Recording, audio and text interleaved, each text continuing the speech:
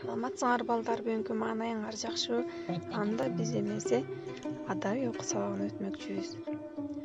Бул силер көрүп турган орус алфавити. Орус алфавитинде 33 тамга бар. А бул болсо кыргыз алфавити. Кыргыз алфавитинде 36 тамга бар. Бул 3 тамга эмне себептен кызыл түстө боелуп турат? Анткени кыргыз тилинде өзгөчө тамгалар бар экен. Алар ө, ү жана ың тамгасы. Кыргыз тилинде кайсы тамгалар бар экен өзгөчө балдар? Туура. Ө, ү жана ың тамгасы. Эми мен силердин китебиңердеги тамга үйрөттүм досума деген текстти окуп берейин. Тамга үйрөттүм досума. Коробузда кошуна ойноп жүргөн кошула кыргыз тилин үйрөн деп айттым Сергей досума. Ө тамгасын билбесең, төрт дебей торт демексиң, көрк дебей корк демексиң. Төө кубулуп тоо болмок, жөө жайнаган жөө болмок. Үй тамгасын билбесең, үй мөөлөгөн уй болмок. Куй деген сөз күй болмок. Түр деген сөз тур болмок.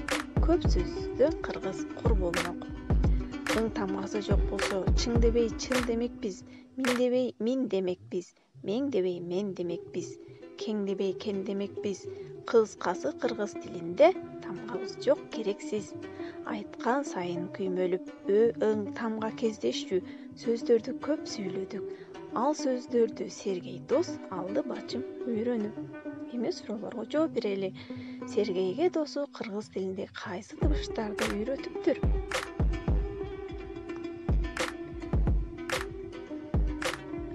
Кыргыз тилиндеги ө, ү, ың табыштарынын кереги жок десек болобу? Жок. Демек, бул тамгалардын ролу чоң экен. Ө, ү жана ың табыштары. Биз бул табыштарды о, у жана н тамгасын алмаштырсак, сөздүн мааниси башкача болуп калат экен.